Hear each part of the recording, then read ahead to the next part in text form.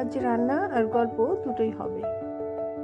আমার বড় ভাস্তে ঈদের আগের দিন রাত 12টার দিকে ঘোষণা দিয়ে ফেললো সে মেজবানি বিফ ছাড়া দুপুরে ভাত খাবে না। কুরবানি ঈদে এমনিতেই অনেক কাজ থাকে, এর মধ্যে হঠাৎ করে মেজবানি মশলা বানানো সময় নাই। যা হোক, গ্রোসারি সব খোলাই ছিল। আমরা 2 প্যাকেট রাঁধুনি মেজবানি মাংসের মশলা নিয়ে এলাম।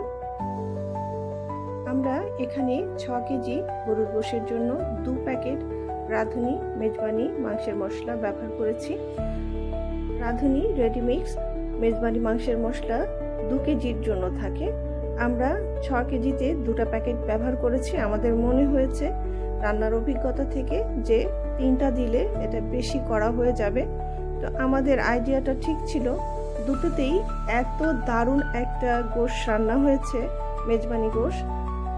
আমরা কিন্তু প্রথমে গোশটা বড় একটা হাঁড়িতে জাল দিয়ে নিয়েছিলাম 30 মিনিট হাই হিটে, তারপরে কড়াইতে আবার ট্রান্সফার করেছি। সব মিলিয়ে 2 ঘন্টার রান্না। হাই হিট থেকে মিডিয়াম, তারপর লো হিটে স্লো কুক করেছি, নেড়ে নেড়ে কষিয়ে নিয়েছি। আমরা কিন্তু পানি ওই প্রথমেই 2 কাপ দিয়েছিলাম, আর পানি দিতে হয়নি, গোশ থেকে অনেক পানি ছেড়েছে। এটা দিয়েই পুরো রান্নাটা হয়ে গিয়েছে। পুরো রান্নাটা সর্ষের তেলে করায় মেজবানি মাংসের যে অথেন্টিক যে ফ্লেভারটা সেটা খুব ভালোভাবে এসেছে।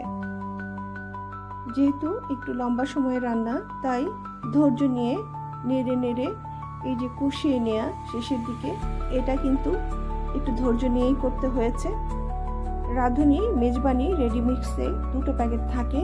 গ্রিন লেভেলওয়ালা প্যাকেটটা দিয়ে আমরা ম্যারিনেশন করেছিলাম, আর রেড লেভেলওয়ালা প্যাকেটটা আমরা শেষে দিয়েছি।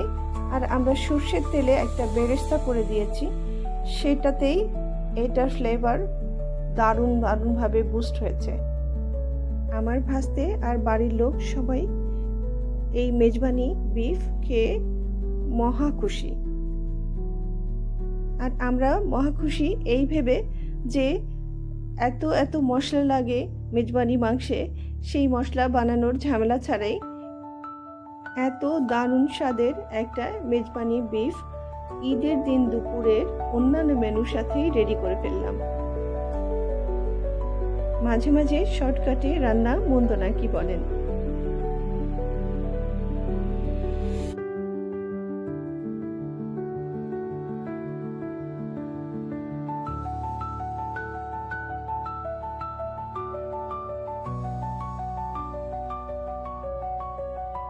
শেষের দিকে গ্রেভিটা যখন কমে আসবে তখন খেয়াল রাখতে হবে যাতে তলে লেগে না যায়, তাই কিছুক্ষণ পর পরই একটু খুন্তি দিয়ে নেড়ে দিতে হবে।